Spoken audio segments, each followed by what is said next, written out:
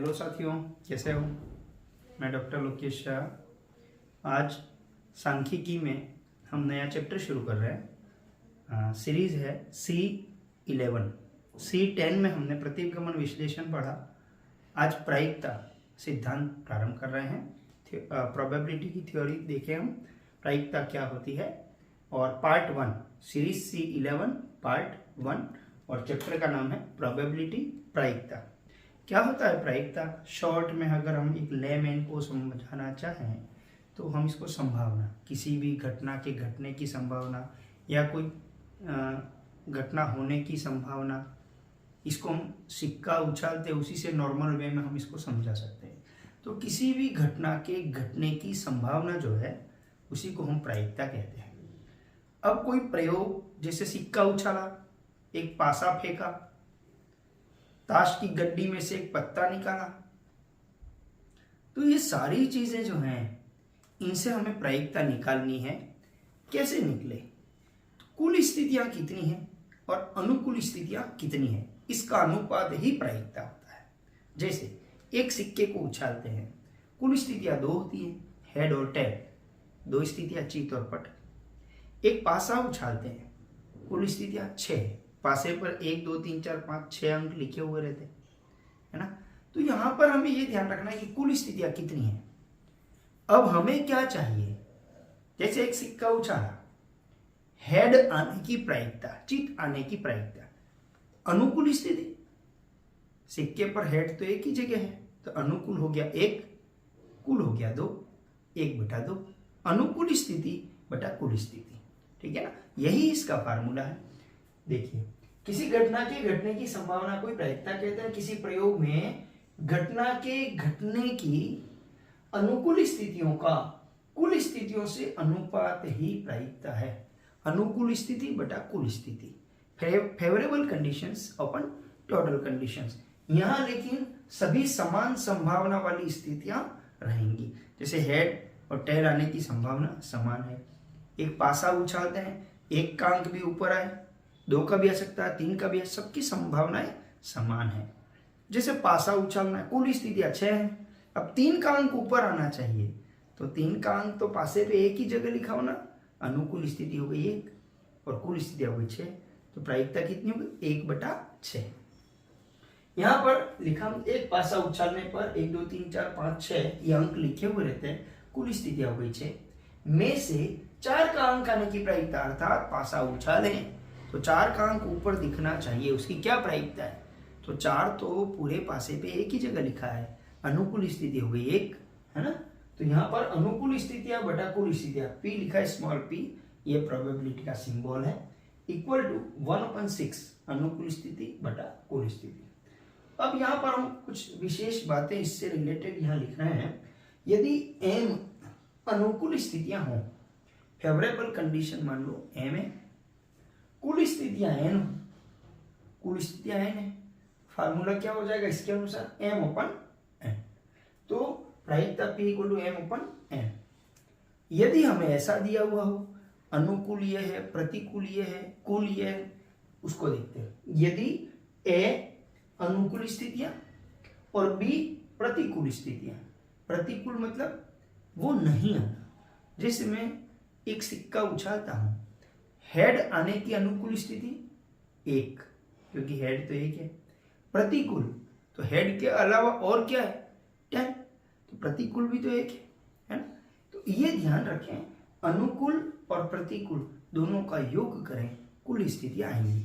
जैसे एक पासा उछालते हैं, 4 का अंक चाहिए, अनुकूल स्थिति तो 1 ही है, प्रतिकूल स्थितियां कितनी है? 5, क्योंकि 4 के अलावा पासे पर 1 2 3 5 और 6 ये 5 अंक लिखे हुए, तो प्रतिकूल हो गई 5, अनुकूल हो गई 1, दोनों को जोड़ो, कितना आया? 1 और 5 6। तो अनुकूल और प्रतिकूल को यदि हम जोड़ते हैं तो कुल स्थितियां आती है।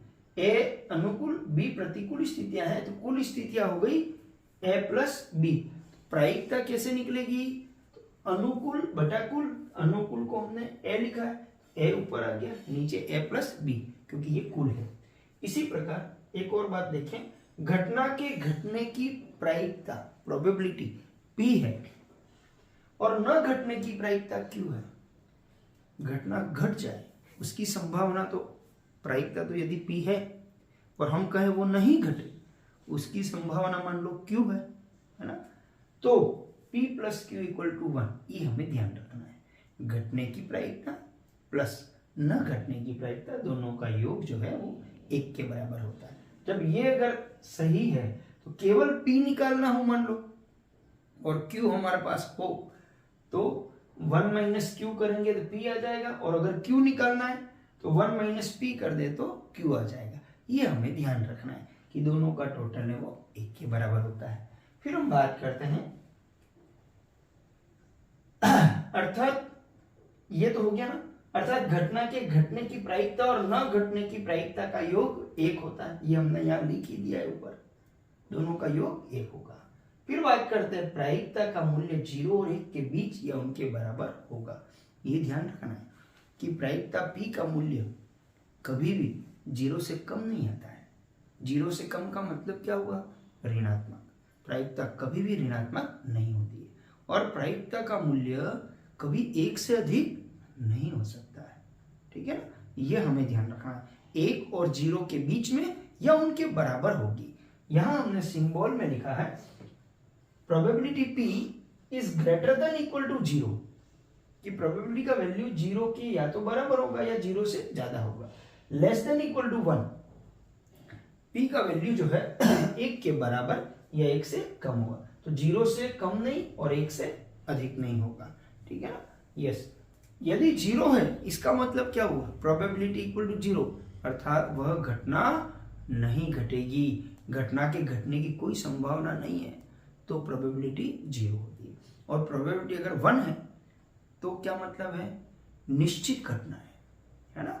ये ध्यान रखें कि यदि घटना के घटने की निश्चितता है तो प्रोबेबिलिटी 1 होगी, और यदि असंभव है घटना तो प्रोबेबिलिटी 0 होगी।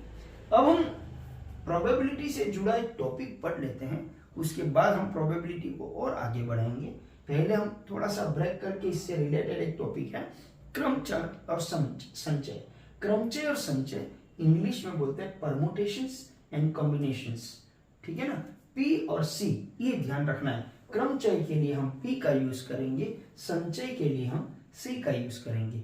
क्रमचय और संचय को शॉर्ट में ऐसे ही एक लेमैन को समझाना हो तो हम इसको ऐसे समझा सकते हैं कि जहां भी व्यवस्था करनी है, क्रमचय मतलब क्रम में जमाना है ना, अरेंजमेंट करना है, जहां पर भी वहां पर क्रमचय का उपयोग होगा। और जहां सिलेक्शन करना है, चयन करना है, चॉइस करना, सिलेक्शन, वहां संचय। संचय को इतना ही याद रखो कि सिलेक्शन करना है, चयन करना है तो संचय, जमाना है, व्यवस्था करनी है, अरेंजमेंट करना है तो क्रमचय। ठीक है, यस। निश्चित वस्तुओं का निर्धारित क्रम में विन्यास, इसको बोलते हैं अरेंजमेंट, एक क्रम में जमाना है ना, विन्यास, अरेंजमेंट क्रमचय कहलाता है। अब इसका एक फार्मूला देख लें। कुल n वस्तुओं में से, कुल n वस्तुएं हैं कुल, है ना, उनमें से r वस्तुओं को लेकर, मान लो 5 किताबें अलग अलग विषय की पढ़ी हुई हैं, उनमें से 3 किताबें लेकर जमानी है। पहले ये आगे हो जाए, वो पीछे रखिए, पीछे वाली आगे हो जाए, आगे वाली पीछे हो जाए, बीच वाली आगे, ऐसी कितनी क्रम से हम उनको जमा सकते हैं। या 5 अल्फाबेट ले ले, इंग्लिश के 5 अल्फाबेट ले ले, उनको आगे पीछे करके, पांचों को 5 ले और आगे पीछे करके कितने वर्ड बना सकते हैं। तो ये सब क्या है? जमाने की बात हो गई। तो ये आएगा अपने क्रमचय में आएगा, है ना। कुल n वस्तुओं में से r वस्तुओं को लेकर बनने वाले क्रमचयों की संख्या निकालनी है कि कितने तरीके से जमा सकते हैं। ये अंग्रेजी के शब्दावली के ये 5 अक्षर हैं, उनमें से 3 अक्षरों को लेकर कितने वर्ड बनाए जा सकते हैं। तो 5 में से 3 को लेना है ना, n हो गया 5 और लेना है वो r कितना है? 3, तो 5p3। NPR, P का मतलब परमुटेशन, ध्यान रखना, P लिखा हुआ मतलब क्रमचय है ये। N ऊपर जो लिखा हुआ है वो कुल है, R यहां जो लिखा हुआ है वो ली गई वस्तुएं हैं, है ना। कुल कितनी वस्तुएं वो तो ऊपर है, ली गई वस्तु वो यहाँ है, और कितने तरीके से जमाया जा सकता है, how many times, how many types, है ना, हाउ मेनी वेराइटीज। तो उसके लिए NP-R का फार्मूला ये आपको याद रखना है। फैक्टोरियल, ये जो सिंबल है ना इसको बोलते हैं फैक्टोरियल, क्रम गुणित बोलते हैं। फैक्टोरियल n बोलेंगे इसको, भले बाद में लगा बोलते पहले। फैक्टोरियल n और फैक्टोरियल n-r, मतलब n-r निकाल के उसका फैक्टोरियल है। एक तो ये सिंबल, एक हम इसको ऐसा भी लिख सकते हैं, ये ज्यादा अच्छा रहेगा। कारण क्या है कि ये जो एंगल बना हुआ है उसके अंदर जो लिखा हुआ उसका फैक्टोरियल है। इसको आप ऐसा भी लिख सकते हैं, इसको आप ऐसा भी लिख सकते हैं, factorial n upon factorial n-r। NP-R का फार्मूला ये अपने को ध्यान रखना है। यहाँ ये जो सिंबल है ये मैंने लिख दिया, यहाँ फैक्टोरियल है। फैक्टोरियल को हिंदी में बोलते हैं क्रम गुणित, अर्थात उल्टे क्रम में गुणा करते जाना। ये अभी यहाँ बात करते हैं, एग्जाम्पल ले लेते हैं। जैसे 5p3, 5 तो कुल है, 3 लेने हैं, तो n तो हो गया 5, तो फैक्टोरियल 5, और नीचे फैक्टोरियल 5 - 3, n-r होता है ना, 5 - 3 कितना हो गया 2। अब ये फैक्टोरियल कैसे लिखते हैं वो देखिए, मैंने क्या कहा, गुणा करना है, क्रम गुणित, मतलब उसी क्रम में, उल्टे क्रम में कब तक चलना, एक नहीं आ जाए तब तक चलना है, और क्रम में भी चलना है उल्टे क्रम में, और गुणा भी करना है। तो गुणे के लिए मैंने ये डॉट लगा रखे हैं, वो मल्टीप्लाई का साइन है। 5 4 3 2 1 लिख दिया, एक नहीं आ जाए तब तक लिखना। नीचे 2 फैक्टोरियल है तो 2 और 1, 2 1 और 2 1 कट गए, 5 4 3 बचा, इनका गुणा कर लो, ये हो गया 60, अर्थात 60 तरीके से व्यवस्था की जा सकती है। इसको ऐसा भी लिख सकते हैं, ठीक है। देखो ये पूरा अगर हम नहीं खोलें तो जितना फैक्टोरियल नीचे है वहां तक खोल दो, फिर ये, ताकि फैक्टोरियल फैक्टोरियल कट जाएगा। जैसे नीचे 2 फैक्टोरियल 2 है ना, 2 को ये लिख दो, उससे पहले वाले को खोल दो। जैसे 5 को खोलना है, 5 4 3, अब 2 और 1 नहीं लिखो चलेगा, फैक्टोरियल 2 लिख दो, ताकि ये कट जाए और ये आंसर ये आए। ये थोड़ा सा सरल है, इतना लंबा, ये तो चलो छोटा है 2 है। मान लो नीचे फैक्टोरियल 5 होता, ऊपर फैक्टोरियल 10 होता, तो क्या करते, 10 9 8 7 6, और उसके बाद फैक्टोरियल 5, और नीचे भी फैक्टोरियल 5, ताकि वो उससे कट जाता, टाइम बच जाता, ठीक है। चलिए अब क्रमचय का फार्मूला इतना ही ध्यान रखना है, NP-R equal two factorial n open factorial n-r। अब हम लेते हैं संचय। क्रमचय मतलब अरेंजमेंट करना है, संचय मतलब चयन करना है, सिलेक्शन करना है।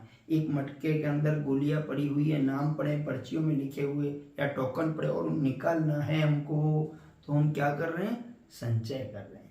ताश की गड्डी है, उसमें से आंख बंद करके 2 पत्ते निकालने, क्या है, चयन किया गया है। ये हमें ध्यान रखना है। कौन से क्वेश्चन आएंगे वहां पर हमको सी का यूज करना है, संचय का यूज करना है। कौन से प्रश्न आएंगे वहां पर हमको पी, क्रमचय का उपयोग करना। ये जरूर ध्यान रखना कि यदि प्रश्न में चयन करने की बात है, सिलेक्शन करने की बात है, तो संचय आएगा। क्रम का ध्यान न रखते हुए कुल n वस्तुओं में से r वस्तुओं का चयन, अंडरलाइन किया यहाँ चयन में और यहाँ विन्यास में, ये अरेंजमेंट है, ये सिलेक्शन है। कितने तरीकों से किया जा सकता है, यहाँ भी तो यही था, कितनी तरीके से जमाया जा सकता है, और ये कितनी तरीके से चयन किया जा सकता है ना। वो जो तरीके हैं उन्हीं को हम संचय कहते हैं, है ना। चयन करना, n वस्तुओं में से r वस्तुओं का चयन कितने तरीके से किया जा सकता है, इसे हम संचय से निकालते हैं। इसको लिखेंगे NCR। देखिए यहाँ C कर दिया, यहाँ P था, C मतलब कॉम्बिनेशन, P मतलब परम्यूटेशन। अब NCR का फार्मूला क्या है, फैक्टोरियल n ऊपर, नीचे जो है फैक्टोरियल n-r, वहां था वो यहाँ तो है ही है, केवल ये फैक्टोरियल r एक्स्ट्रा आ गया। ये ध्यान रखना, इसमें और इसमें क्रमचय और संचय के फार्मूले में क्या फर्क है। तो क्रमचय का फार्मूला तो रहेगा ही संचय में, लेकिन नीचे फैक्टोरियल r एक्स्ट्रा है। इसको अपन ऐसा भी लिख सकते हैं, 1 ओपन फैक्टोरियल r अलग कर देते हैं और बाकी उसको पूरे को NP-R कर देते हैं इसकी जगह पर। कभी ये पूछा जाए NC-R और NP-R में क्या रिलेशन है, तो ये रिलेशन है कि NC-R equal to 1 open factorial into NP-R, या NP-R को इधर लिखना थी, फैक्टोरियल r को यहाँ गुणा कर दो, ये रिलेशन इन दोनों में है।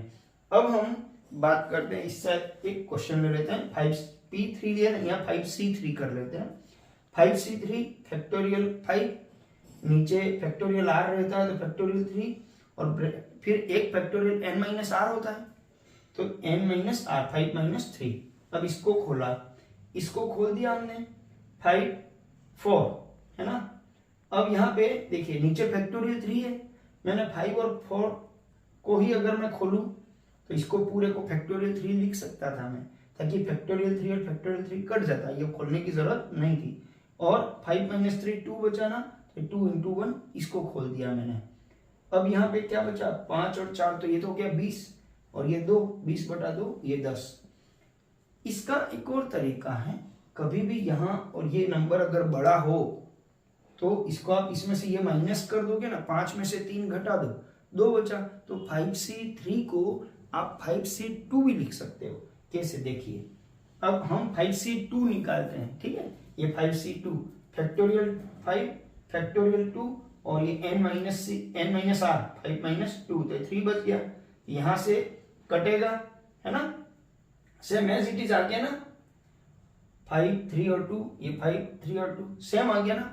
इसलिए ये ध्यान रखना, इससे अपन एक फार्मूला बना देते हैं, NCR equal to NC n minus r, मतलब 5c3 लिखो या 5c2, 2 कहां से लाया मैं, n minus r, same answer आएगा। ये आप ध्यान रखें, NCR equal to NCR minus 1।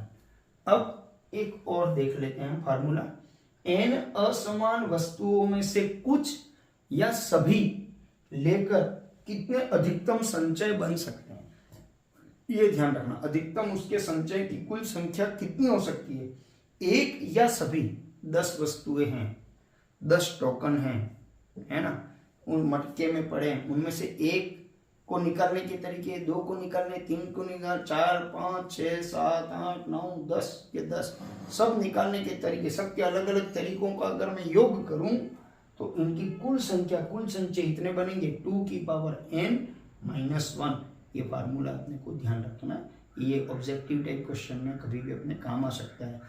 n वस्तुओं में से कुछ या सभी को लेकर बनने वाले संचयों की कुल संख्या, कुल कितने संचय बन सकते हैं, तो 2 की पावर n और ये नीचे माइनस 1, ठीक है। अब हम क्रमचय से जुड़े हुए कुछ क्वेश्चन ले लेते हैं।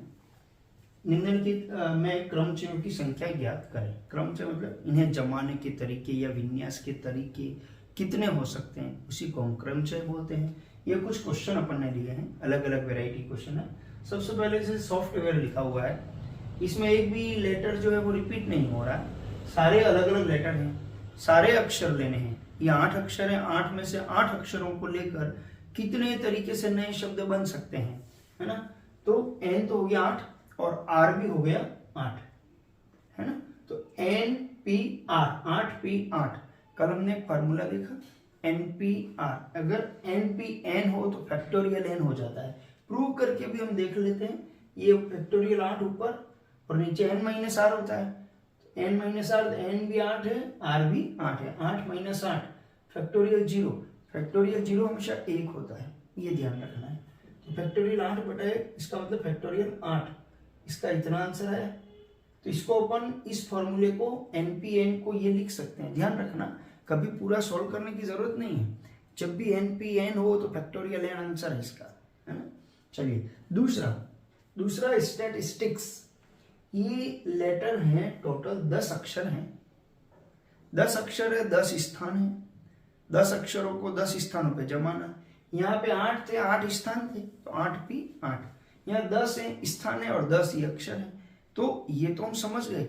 NPN 10P10 फैक्टोरियल 10 रहेगा, लेकिन अगर इसमें कोई अक्षर रिपीट हो रहे हैं, कितने अक्षर रिपीट हो रहे हैं उतने नीचे डिवाइड करना है, और जितनी बार रिपीट हो रहे हैं उसको फैक्टोरियल में लेना है।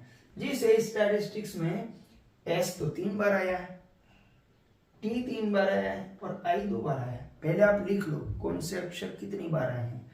कुल 3 अक्षर रिपीट हो रहे हैं, तो नीचे 3 फैक्टोरियल से डिवाइड करना है, और नीचे कौन कौन आएंगे, फैक्टोरियल 3 फैक्टोरियल 3 फैक्टोरियल 2, इनको डिवाइड कर देते हैं, और ऊपर इसका फार्मूला ये है, फैक्टोरियल n अर्थात NPN है ही ऊपर, तो NPN की जगह हमने फैक्टोरियल n कर दिया, और नीचे P Q R S T जितने लेटर रिपीट हो रहे हैं उतना फार्मूला बना सकते हो। बस ध्यान ये रखना है कि जितने अक्षर रिपीट हो रहे हैं उतने फैक्टोरियल नीचे लगेंगे, और फैक्टोरियल के अंदर क्या लिखना है, कौन सा अक्षर कितनी बार रिपीट हो रहा है। जैसे पहला वाला जो है ना वो S के लिए S 3 बार है, फैक्टोरियल 3। दूसरा जो है वो T के लिए T 3 बार है, फैक्टोरियल 3। तीसरा वाला है वो I के लिए I 2 बार है, फैक्टोरियल 2। अब इनको अपन सॉल्व करते हैं। पहले फैक्टोरियल 10 को खोल देते हैं, 4 तक खोला, फिर फैक्टोरियल 3, फैक्टोरियल 3 से फैक्टोरियल 3 तो कट गया, ये फैक्टोरियल 3 और फैक्टोरियल 2 इसको अपन ने खोला, 3 और 2 ये 6 से कट गया, 2 है वो 4 से कटा, यहाँ 2 आ गया, और जो बचे उनका गुणा करने पर ये आंसर आया। अब तीसरी वेराइटी का क्वेश्चन, दूसरे वाले में लेटर रिपीट हो रहे थे, तीसरे में शर्त है, शर्त युक्त क्रमचय है, आर्टिकल लिखा हुआ है, आर्टिकल में कुल कितने अक्षर है, 7 अक्षर है, n तो हो गया 7। लेकिन अब प्रश्न ये पूछा गया, पहला कंडीशन है स्वरों के स्थान में परिवर्तन ना हो। ध्यान रखना, यहाँ पर स्वर कितने हैं, ए, आई और ई, मतलब ये हो गया कि इनका जो स्थान है ये पहले स्थान पर ही रहेगा, इसको हिलाना नहीं है। आई अपने स्थान पर ही रहेगा और ई अपने स्थान पर ही रहेगा, ठीक है। 3 स्थान तो हो गए आरक्षित, इनको आपस में भी नहीं हिलाना है, ये एज इट इज अपनी जगह पर रहेंगे, है ना, उनके स्थान में कोई परिवर्तन नहीं करना। बचे कितने स्थान, 4 स्थान बचे, 7 में 3 स्थान तो फिक्स हो गए, तो 4 स्थान बचे हैं और 4 अक्षर हैं, तो 4P4। स्वरों के स्थान में परिवर्तन ना हो, ए ई आई परिवर्तित नहीं होंगे, शेष 4 स्थानों पर 4 अक्षर को विन्यास के तरीके 4P4 फैक्टोरियल 4, और खोला तो 24। अब दूसरी शर्त, स्वर सम स्थानों पर रहें, इवन प्लेसेस पर रखना है स्वर को। अब ये 7 स्थान हैं, उसमें से सम स्थान कौन से होंगे, दूसरा, चौथा और छठा, है ना। ये 3 सम स्थान है और 4 विषम स्थान है, ठीक है। स्वर को रखना है ना सम स्थानों पर, स्वर कितने, 3, स्थान कितने, 3, तो सम स्थान 3, स्वर हैं 3, तो स्वर के तरीके 3P3 फैक्टोरियल 3, तो ये हो गया 6, ठीक है। अब शेष, यह आंसर नहीं है, अभी तो हमको पूरे 7 अक्षर का पूरा हिसाब करना है। शेष कितने स्थान बचे, 4, अक्षर कितने बचे, 4, तो शेष अक्षरों को भी तो जमाना पड़ेगा। शेष 4 अक्षरों को 4 स्थानों पर विन्यास के तरीके 4P4 फैक्टोरियल 4, ये हो गया 24। अब कुल निकालना है, क्योंकि एक तो हमने सम का अलग कर दिया, विषम का अलग कर दिया, अब कुल निकालना है। कुल तरीके तो दोनों का गुणा करना है, यहाँ ध्यान रखना, कुल लिखा है तो जोड़ नहीं कर देना है। कुल तरीके 3P3 4P4, तो 6 और 4 24, 144। तीसरा प्रश्न इसी में, स्वर विषम स्थानों पर रहें। विषम स्थान कितने हैं, कुल 7 है ना, उसमें से विषम कौन से, पहला, तीसरा, 5वां और 7वां, 4 स्थान है, स्थान तो 4 हो गए, लेकिन स्वर तो कितने, स्वर तो 3 ही है। तो पहले अपन ये देख लेते हैं कि 4 स्थानों पर 3 स्वर को जमाने के तरीके, विषम स्थान 4, स्वर 3, स्वर के तरीके 4P3, 4P3 में फैक्टोरियल 4 और नीचे फैक्टोरियल 4 - 3, तो 1, ये आ गया 24। अब ये 4 स्थानों में से स्वर तो 3 ही स्थान पर आएंगे, 1 स्थान तो खाली बचेगा, है ना, और 3 हो गए सम स्थान और 1 स्थान ये खाली बचा, तो कुल स्थान कितने हो गए, 4, और व्यंजन कितने हैं, कॉन्सोनेंट्स 4, तो 4P4 हो रहे हैं। शेष 4 स्थान पर 4 अक्षरों के तरीके 4P4 फैक्टोरियल 4, 24। कुल तरीके दोनों का गुणा कर दो, 4P3 इंटू 4P4, 24 24 576। एक क्वेश्चन और लेते हैं अपन, ये तो सब स्पेलिंग से कितने शब्द बन सकते हैं उस टाइप के हैं। एक रेल में 9 सीटें हैं, 9 सीटें खाली है, मतलब रेल में तो बहुत सारी सीटें हैं, 9 खाली हैं, उनमें 4 लोग एंट्री करते हैं उस कोच में, जिस कोच में 9 सीटें खाली हैं उस कोच में 4 लोग एंट्री करते हैं। अब वो 4 कितने तरीकों से बैठ सकते हैं, इसका मतलब उनको अरेंज करना है, कोई टीम नहीं बनानी है, उनको अरेंज करना है, व्यवस्था करनी है, इसलिए ये क्रमचय का सवाल है ना। तो 9 सीटों पे 4 लोगों को बिठाना है, तो 9 P 4 फैक्टोरियल 9 माइनस 4 ये 5, इसको खोलो फैक्टोरियल 5 तक खोल दो, 9 8 7 6 और ये नीचे 5 है ना, तो 5 एज इट इज रहने दो ताकि ये कट जाएगा और इनका गुणा करो तो ये आ गया। ये क्रमचय के कुछ क्वेश्चन थे, और भी कुछ क्वेश्चन है अगले वीडियो में अपन बात करते हैं। इससे यहीं समाप्त करते हैं। धन्यवाद।